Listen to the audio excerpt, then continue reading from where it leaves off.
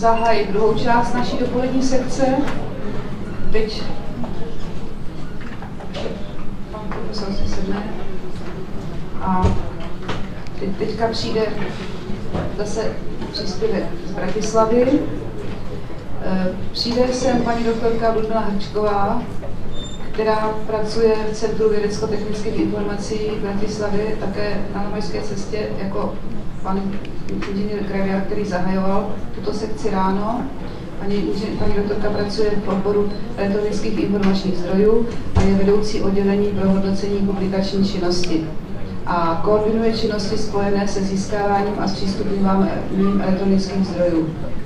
A zabývá se zpracováním a verifikací údajů o publikační činnosti vysokých škol v Slovenské republice v rámci Centrálního registru evidence publikační a umělecké činnosti. Takže já bych paní doktorku prosila, aby přišla, a vás bych prosila, abyste ji poslouchali, když teďka jste poslouchali mě. Máte slovo. Ďakujem pekne a želám všetkým príjemné predpoludnie. Dovolte mi, aby som poďakovala organizačnému a programovému výboru za to, že zaradil našu prezentáciu do programu tejto prestížnej medzinárodnej konferencie. V našej prezentácii spolu s kolegyňou Martou Duškovou by sme vám chceli priblížiť Centrálny register publikačnej činnosti a Centrálny register umeleckej činnosti ako zdroj informácií o publikačnej umeleckej činnosti vysokých škôl Slovenskej republiky. Tu vidíte kľúčové body, ktorými sa bude naša prezentácia riadiť, a pristúpime hneď k prvému, a to vzniku Centrálnej evidencie publikačnej umeleckej činnosti. Čo vyvolalo vznik centrálnych registrov? Bola to predovšetkým potreba efektívnej a spoločnej automatizácie jednotnej bibliografickej registrácie publikačnej a umeleckej činnosti. Pilotný projekt sa naštartoval v máji v roku 2007 a trval do mája roku 2008. Riešiteľmi tohoto projektu boli Univerzita Konštantína Filozofa v Nitre, Žilinská univerzita a softverové riešenie poskytla firma SWOT. Centrálny register evidencie publikačnej činnosti vznikol v roku 2007, skratku budeme používať CREČ, a Centrálny register evidencie umeleckej činnosti CREUČ vznikol v roku 2008. Cieľom oboch registrov je teda jednotná, komplexná, automatizovaná evidencia publikačnej umeleckej činnosti. Tým, že máme tieto záznamy v oboch centrálnych registroch, tak slúžia vlastne ako informačný zdroj pre odbornú, ale aj laickú verejnosť, čiže každý si tam môže pozrieť publikačnú a umeleckú činnosť vysokých škôl Slovenskej republiky. Hlavným cieľom je, že tieto záznamy a výsledky slúžia ako podklad pre výpočet štátnej dotácie Ministerstva školstva, vedy, výskumu a športu Slovenskej republiky pre rozdeľovanie finančných prostriedkov verejným vysokým školám. Čo boli legislatívne východiská vzniku registrov? O to predovšetkým zákon o knižniciach, ktorý ukladá povinnosť akademickej knižnice vysokej školy bibliograficky registrovať publikačnú činnosť. A ďalej to bola smernica ministerstva, je teda smernica Ministerstva školstva Slovenskej republiky z roku 2008 o bibliografickej registrácii a kategorizácii publikačnej činnosti, umeleckej činnosti a ohlasov. Táto smernica metodicky upravuje základné pravidlá bibliografickej registrácie, kritéria kategorizácie a hlavne aj postupy pri spracovaní, organizácie a dielbe práce. Odborné zabezpečenie poskytuje Centrum vedecko-technických informácií Slovenskej republiky, a to oddelenie pre hodnotenie publikačnej činnosti, v spolupráci s hodnotiteľskou komisiou Ministerstva školstva Slovenskej republiky, ktorú tvoria odborní experti pre jednotlivé vedné odbory, a pre umeleckú činnosť je to spolupráca s Radou garantov evidencie umeleckej činnosti. Technicky centrálne registre zabezpečuje spoločnosť SWOT a oddelenie podpory aplikačného softvéru CVTISR. Čo sa týka kritérií kategorizácie pri publikačnej činnosti, je to príloha číslo 1 smernice, ktorá určuje tieto kategórie, a čo sa týka umeleckej činnosti, je to príloha číslo 2 smernice Ministerstva školstva. Kategóriu tvorí trojpísmenný kód. Sú tu uvedené dva príklady, ktoré sú také najzávažnejšie v tom hodnotení, a to sú vedecké monografie vydané zahraničným vydavateľstva pod kódom AAA a závažné umelecké diela a výkony väčšieho rozsahu kódu ZZZ. Čo sa týka využitia oboch registrov, slúžia hlavne, ako som spomínala, pre výpočet štátnej dotácie Ministerstva školstva pre verejné vysoké školy, ale taktiež všetky výsledky a štatistické výstupy môžu slúžiť ako porovnávanie medzi jednotlivými vysokými školami v rámci jednej vysokej školy na úroveň fakult a katedier, a taktiež celkový pohľad na publikačnú činnosť vysokých škôl v rámci Slovenskej republiky, ktoré prispievajú do centrálneho registra. Taktiež umožňujú obidva centrálne registre rešeršovanie podľa určených kritérií. Výsledky môžu slúžiť ako podklady do výročných správ, pre súhrny, pre prezentácie, analýzu a rôzne prieskumy, čo sa týka porovnávania publikačnej činnosti vysokých škôl. Centrálny register publikačnej činnosti je centralizovaná bibliografická databáza, ktorá obsahuje od roku 2007 do roku 2010 165 930 záznamov. Prispievateľmi sú teda vysoké školy, a to 20 verejných vysokých škôl, 2 štátne vysoké školy a 3 súkromné. Centrálnemu registru publikačnej činnosti sa môže dostať, je teda verejne dostupný, môže sa k nemu dostať odborná aj laická verejnosť, ktorá si môže, teda ako som spomínala, na základe volených kritérií ľubovoľne rešeršovať v centrálnom registri publikačnej činnosti. Slúži teda potom ako informačný zdroj na prehľadávanie, na porovnávanie, môže sa tam autor porovnať s inými autormi z iných vysokých škôl. Tu máme zoznam prispievateľov pod kódmi, pod oficiálnym názvom a takisto je webové sídlo každej vysokej školy, ktorá prispieva do centrálneho registra. Tu by som vám chcela predstaviť kolobeh verifikácie údajov v centrálnom registri publikačnej činnosti. Na začiatku vysoké školy teda evidujú publikačnú činnosť vo svojich lokálnych databázach a exportujú záznamy po ukončení vykazovacieho obdobia do centrálneho registra publikačnej činnosti. Nastáva potom kontrola a verifikácia údajov zo strany oddelenia pre hodnotenie publikačnej činnosti CVTISR v spolupráci s akademickými knižníkami, s autormi, čo predstavuje širokú komunikáciu medzi našim oddelením a akademickými knižníkami vysokých škôl a autormi. Taktiež spolupracujeme s hodnotiteľskou komisiou Ministerstva školstva, vedy, výskumu a športu, hlavne v oblasti vedeckých monografií, čo sa týka zaradenia. Keď vznikne spornosť pri zaradení publikácie medzi vedecké monografie, tak postupujeme túto publikáciu spolu s relevantnými podkladmi, prípadne plným textom expertov pre jednotlivé oblasti. Po tejto komunikácii a konečných opravách sa zaradia verifikované údaje do databázy Centrálneho registra publikačnej činnosti a generujú sa štatistiky pre Ministerstvo školstva.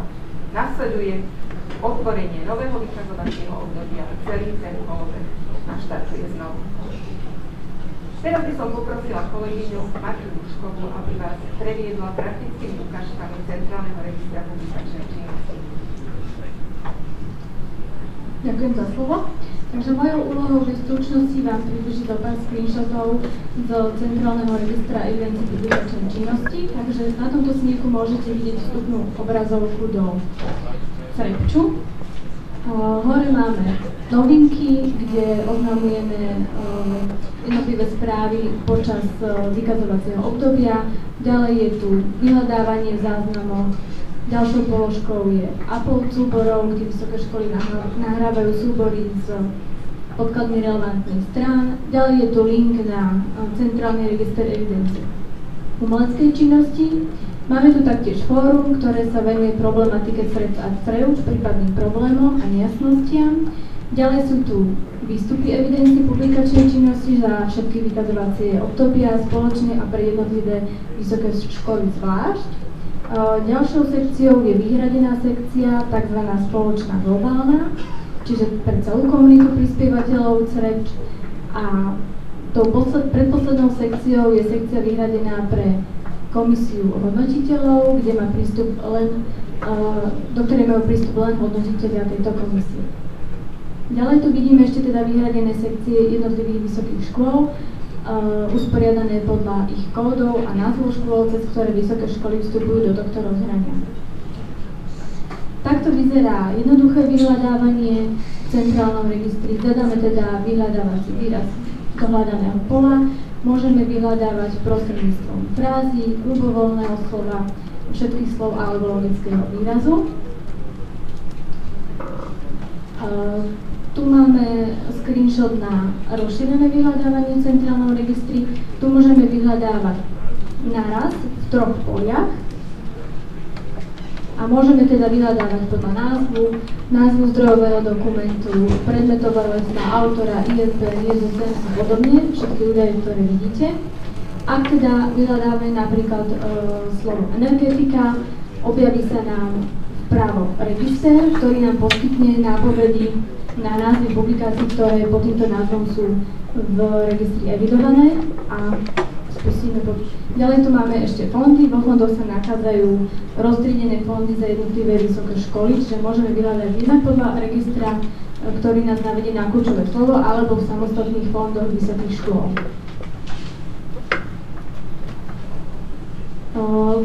Po zadaní vyhľadávania sa nám objaví takáto výsledná tabuľka výsledkov vyhľadávania. Ako vidíte, ak sme teda vyhľadávali kľúčové slovo energetika, vidíme, že sa nám zobrazí 197 záznamov v tabuľkovom zápise. Samozrejme, môžeme si navoliť počet zobrazených výsledkov na jednu stranu. Tabuľkový zápis je usporiadaný do týchto položiek, čiže je to poradové číslo, identifikátor vysokej školy, pridelená kategória publikačnej činnosti, autor a názov publikácie, rok vykazovania a zdrojový dokument. Každý názov publikácie je prelinkovaný, čiže kliknutím na tento link sa dostaneme priamo na celý bibliografický záznam. Tieto všetky záznamy môžeme teda aj ukladať do košíka, prípadne tlačiť, prípadne robiť s nimi ďalšie operácie. Tu už vidíme rozkliknutý priamo bibliografický záznam, ktorý sme si vybrali, čiže hore je zobrazený v celku, môžeme ho taktiež tlačiť, ukladať do košíka, nižšie ho vidíte rozpísaný, čiže vidíme tam zobrazenie kategórie, rok vykazovania, identifikátor školy a všetky tie potrebné údaje. Tieto údaje, ako vidíte, sú znázornené farebne a sú prelinkované, to znamená, že po ich kliknutí môžeme opäť vyhľadávať podľa autora, spoluautorov, prípadne zvolených kľúčových slov, ktoré sú zobrazené aj pri tomto bibliografickom zázname. Hore by som vás chcela ešte upozorniť na ten link oranžový, ten vedie na podklady k relevantným stranám, ktoré sú pripojené k vedeckým publikáciám, čiže keď na ňu klikneme, objaví sa na PDF dokument, my to nazývame teda s relevantnými stranami publikácií, je to literu titulného listu, obsah a úvod, použitá literatúra a tiráž a v tomto PDF dokumente si môžeme voľne prezerať. Toto je ukážka práce s košíkom, kde môžeme teda záznamy rôzne triediť, môžeme tlačiť, ukladať, poslať si ich e-mailom vo forme rešerše. Takže čokoľvek nás napadne. Treba ale povedať, že po ukončení práce sa tento košík vymaže a nezostane uložený, takže preto je tu tá možnosť napríklad poslať si rešerš na e-mail. A ďalej by som opäť odovzdala k teoretickej časti slovo mojej kolegyni.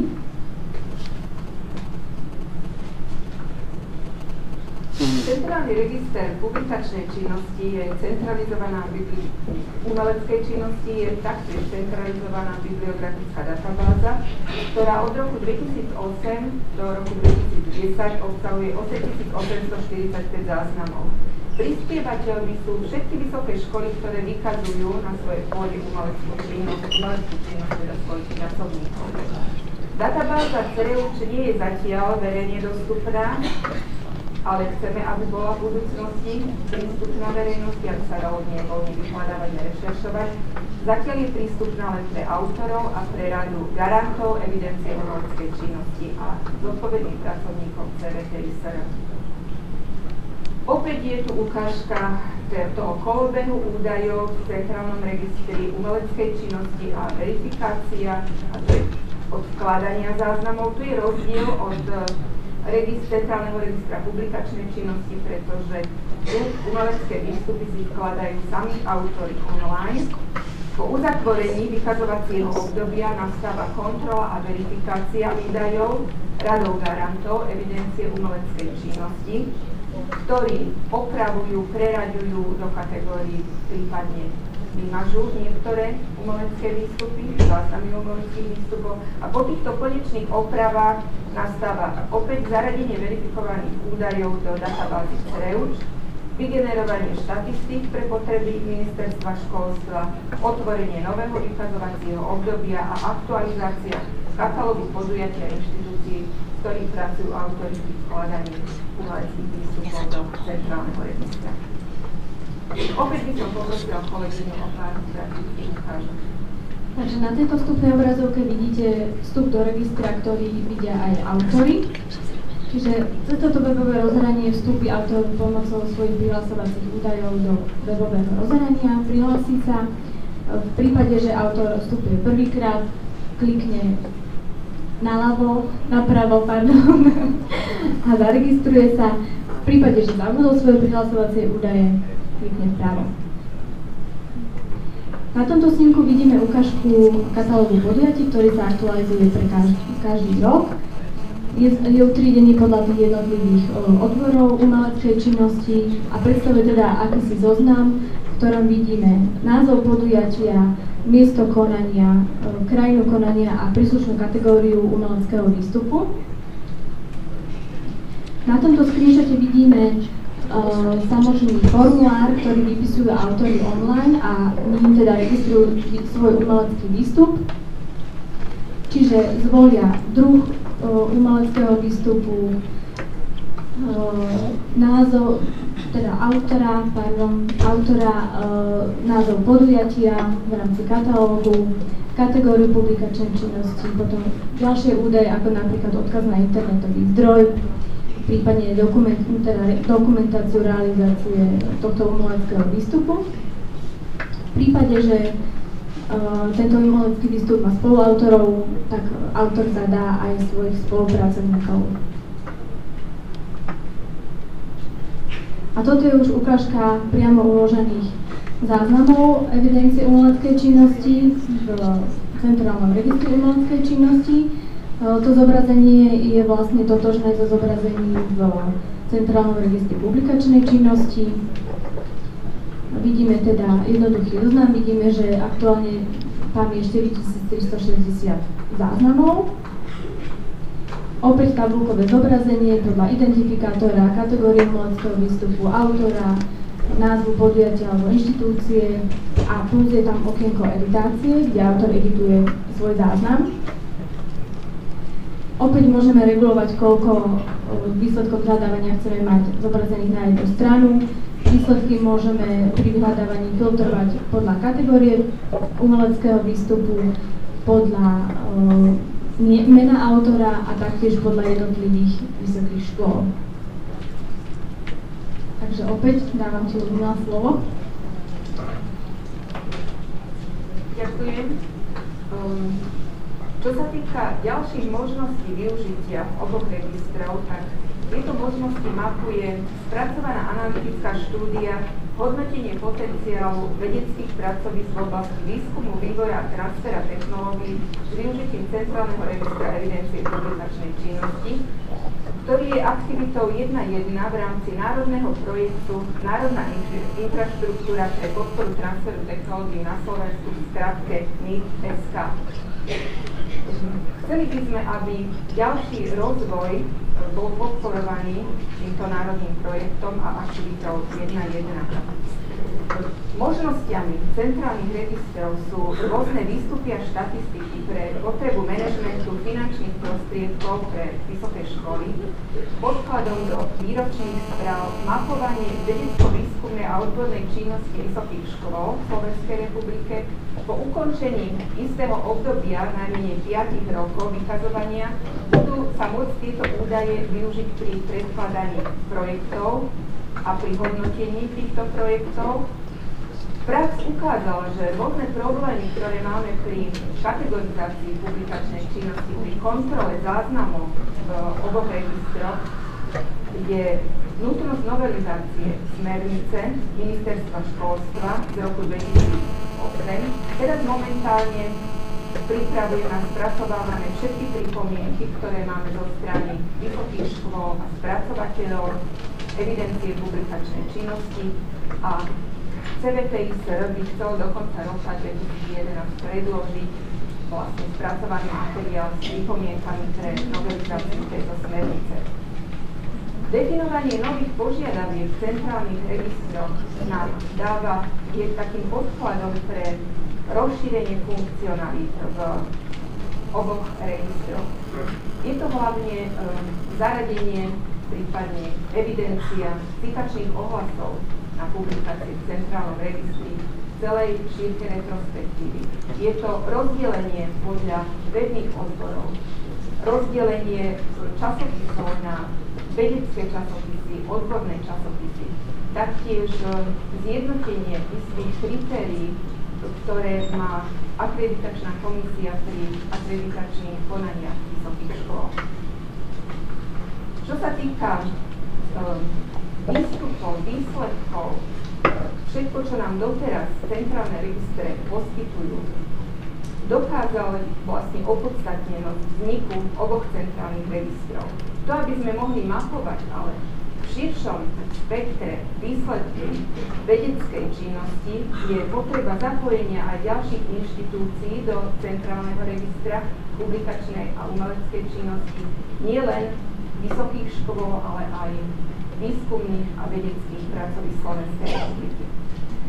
Snažíme sa propagovať využitie možností a vlastne úlohy centrálnych registrov na seminároch a workshopoch. Jedným z takýchto seminárov bol pracovný seminár, ktorý sa konal v CVTISR v marci tohto roku. A práve ten ukázal, že aj inštitúcie vedecké a výskumné v Slovenskej republike majú záujem prispievať do centrálneho registra. Vlastne definovanie ďalších požiadaviek v rámci centrálnych registrov a to, aké by sme chceli mať v budúcnosti výstupy, bude umožňovať viacnásobné využitie, prípadne aj také, ako tu prezentoval pán profesor Petra z Akadémie vied Českej republiky. To, že naše oddelenie, a teda minimum pracovníkov a pracovníkov, ktorým sa verujeme odborne a organizačne centrálnym registrom, svedčí o tom, že týmito centrálnymi registrami a problémami žijeme a preto sme sa aj dnes sme vlastne zvolili imidž vo farbách našej prezentácie. Ja vám ďakujem za vaše pozornosť. Myslím, že my všichni děkujeme oběma paní doktorkám za pěknou prezentaci a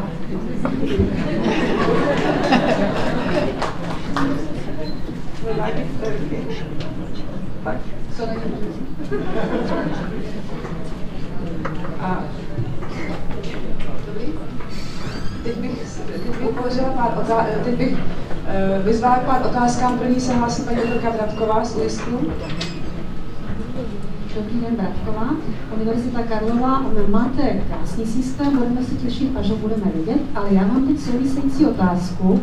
My máme každý rok problém s našimi autory, studenty na univerzitě, protože pokud student publikuje ve slovenském časopise, i v recenzovaném časopise, tak bohužel tady je sice zaregistrovaný záznam pro naší databázi univerzity a potom případně v databázi vědy a výzkumu RIF, jenomže když to je slovenský časopis, tak bohužel student nebo autor nedostává vůbec žádné body, protože argument zní, na Slovensku neexistuje žádný oficiální seznam recenzovaných periodik, tak jako v České republice, takže nám je potom toto sdělováno, že to prostě nejde. Ptám se, jestli, prosím vás, takový seznam by mohl na Slovensku vzniknout, protože by to byla pro nás berná mince s poukazem oficiálně na vašem centru, na serveru, visí takový seznam a může se toho potom někdo takto chytit. Kdy bude? Ďakujem veľmi pekne za otázku a práve to, čo som spomínala, že všetky tieto požiadavky na centrálne registre mapujeme, tak toto je jedna z takých hlavných požiadaviek, aby sme mali takýto zoznam a ja som sa aj spomínala, že bude aj členený na tie vedecké a odborné časopisy. No, ja vám neviem povedať presne tú perspektívu, kedy to bude, ale určite sa na tom bude pracovať a je to priorita pre nás, lebo to potrebujeme aj my v rámci centrálneho registra. Ďakujem. Další dotaz, prosím. No, tak už nebude káva, tak budete mít další diskusi zřejmě u oběda. Jsou kulárovou diskusi. Takže já vám ještě jednou poděkuju.